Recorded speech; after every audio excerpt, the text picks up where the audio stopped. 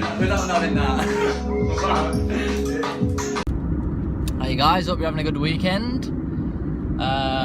Yeah, I just thought I'd have a discussion really. Not really a set in stone kind of bit of advice, but just a discussion about organisation and kind of planning out your days, and you know,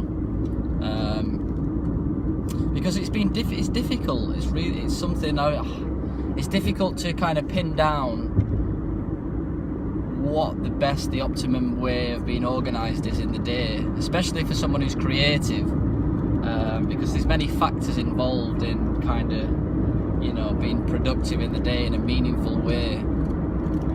But I found a few good techniques. I mean, the first thing that springs to my head is combining things. Is, you know, the issue that we have on a nutritional balancing program is the program takes a lot of time to do, and the healing takes a lot of time, and you need a lot of rest. So the average person gets more hours in the day to do things that need doing, just, you know, in everyday life, or going out, meeting people, cleaning the house, and getting shopping and stuff like that. So the first thing that kind of springs to my head is combining things. So what I mean is, you know, when you're doing an enema, meditate at the same time. When you're doing a sauna, meditate at the same time. When you're cooking in the morning breakfast, cook extra for dinner and lunch. When you go to the supermarket to buy water, buy in bulk, so you're not having to go to the supermarket all the time. You know, have timers on the sauna. So I have a timer on my sauna that turns on at a certain time to heat up, so I don't have to think about it, and then it switches off automatically after an hour or two. You know, there's all sorts of different things. I'll probably do a video on it at some point about how to combine things, but you know, that's the first thing, is just to try and get a little bit more time in your day to actually do things like that you need to do in other areas. Then what I also do is I have lists. I have lots of, well, not lots, but I have quite a few different lists. So I'll have a to-do list, I'll have a general list, I'll have a list for my business, I'll have a list for my web design business. If I'm focusing on something this month, like maybe I'm focusing on decorating my house, I'll have a list for that. And I write it down. I write everything down on paper or on my phone. The thing is with mobile phones, it's a tricky one, because I don't like the EMFs that phones give out, but in terms of helping me answer emails and checking and keeping a calendar, it is quite handy.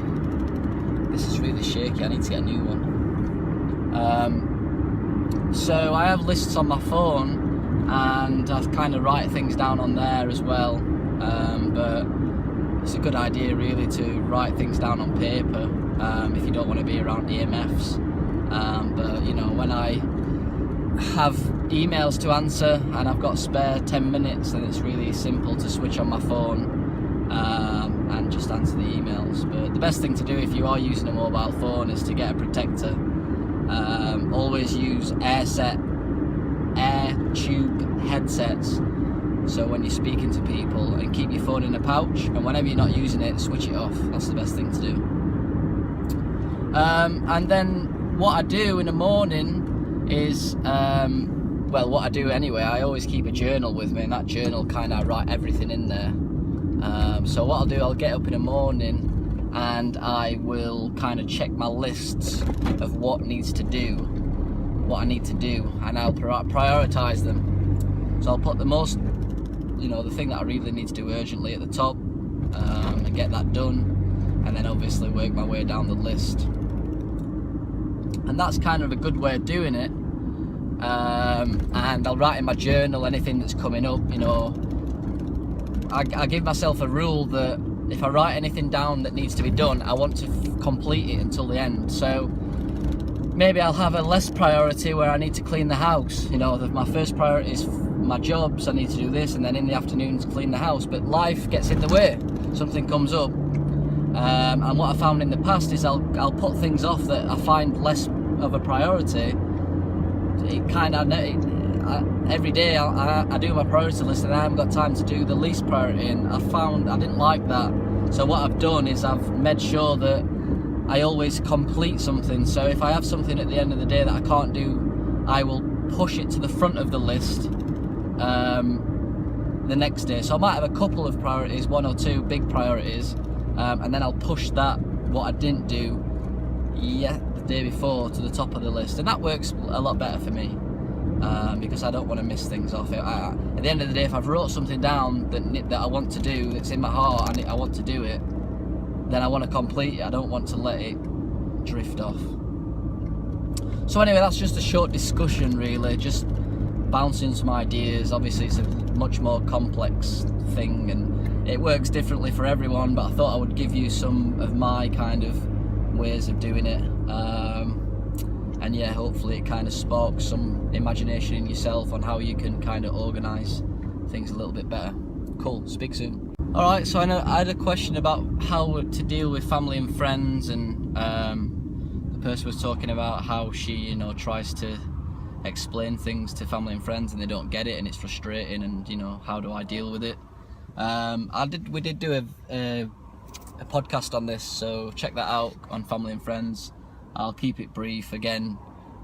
This probably needs a full video to itself, and I don't want to make these vlogs exceedingly long, so I'll just give you a brief rundown of kind of what happened to me. So in the beginning, when I first started nutritional balancing, I thought it was so amazing that everyone in the world needed to know about it, and everyone in the world would think like me and agree with my ideas towards it, and that wasn't the case. No one was really that interested. I was into conspiracies. I do believe a lot of conspiracies are actually true, so I was putting things on Facebook and literally no one was interested. So that's the first thing, and I realised over time that people are just at different vibrations, the soul's just at a different advancement, and other people's souls are just not ready for certain things. I know that sounds quite woo-woo, but I believe that to be the case. Secondly, the main issue you get with friends and family, especially in the beginning of the program, is that although you believe in nutritional balancing, you're still very sick.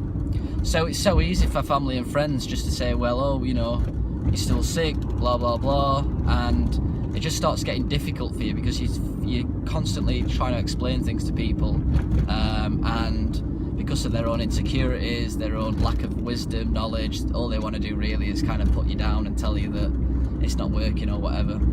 Another issue that I found was that, for me anyway, I lost a lot of weight on the program, which is normal. The body's designed to be lean in a way, so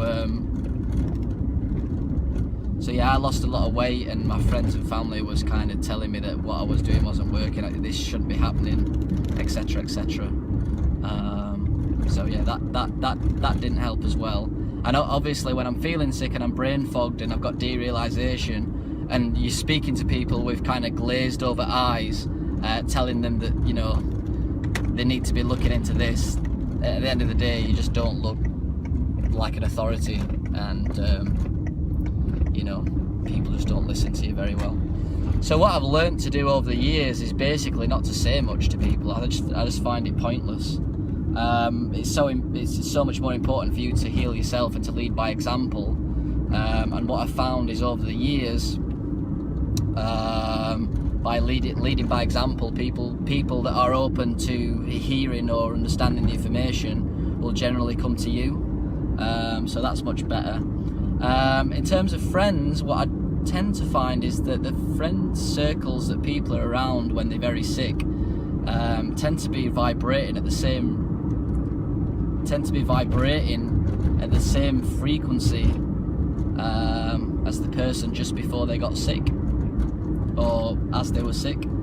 There is one aspect of that person that might be vibrating at a different level in terms of a spiritual level, but in terms of moral values and what they believe in, then the vibration tends to be quite low, because if you're sick, a lot of the time the friends that you're around are also sick, so your friends that you're around are also drinking, doing drugs, partying, you know, all this kind of stuff. And you know, it's just not a vibration of health. So there's times when you need to pull away from these friends and realise that although that they might be nice people, in terms of your own healing progress, it might be an idea to find a new set of friends that actually have these new sets of values high up on their priority list, basically. What else? I mean, all in all, the best thing to do, I've found, is just not to say too much. I mean, I know I'm going over it again, but just do what you need to do.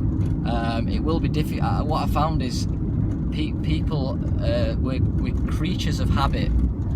So if people are just used to seeing you eating crap and drinking alcohol and smoking cigarettes, and suddenly you change, the other person sees you in a certain way. It's become habitual to see you like this. So as soon as you start changing and eating differently, they think something's terribly wrong. They think they think something's really wrong. And after a while, the more that they see you eat vegetables and drink water and not drink and not smoke and not do drugs, that's a habit. You're putting a habit into their mind. So after a month or 2 months or 3 months, this is the new you that is a habit in their mind. So, you know, it's got to a stage now where I don't do it, but if my friends see me eating some sugar or having a drink, they think there's something wrong with me. You know, so that just goes to show what happens when how the brain picks up on habits. People are so used to seeing me live and do what I do that now if I sway off it and do what I used to do 5 years ago, they think there's something seriously wrong. So that's interesting. The best thing to do is just keep to yourself, do your own thing. You know, if people are open, drop little nuggets. If people are more open, you can feel it and give a little more. But don't push yourself onto them. One of the reasons why I do vlogs and YouTube videos is for the main reason that I used to try and push things on people. I used to go on Facebook groups, saying this, saying that, and you just get down. You just get a constant barrage of people saying no, pulling you down, telling you that you haven't got a clue, telling you that you're wrong, alternative medicine's rubbish. So, you know, and it's the same what Dr. Wilson does really, is that they put out content. So I put out content on YouTube, and it goes out to a lot of people, and maybe only 10% of the people watching can actually resonate with you. And then they're the people that will get in touch, and they're the people that are, you know, are going to be people worth speaking to. The same with Dr. Wilson. He's got a website with 1,500 articles on there. He kind of puts all his information out there, and it's up to the people that are viewing it to come to you. So that's kind of a good thing. You know, I'd always recommend maybe writing articles or making videos or doing something like that, and have people come to you. That's much easier to get things across, and it's less stress on your part as well, because I remember it's very stressful trying to push ideologies onto people when they're just not open to it. So I know that's only a brief kind of discussion on friends and family. I'll probably will do a longer video on it, a more in-depth one. But yeah, hope that helps anyway. Speak soon. Bye.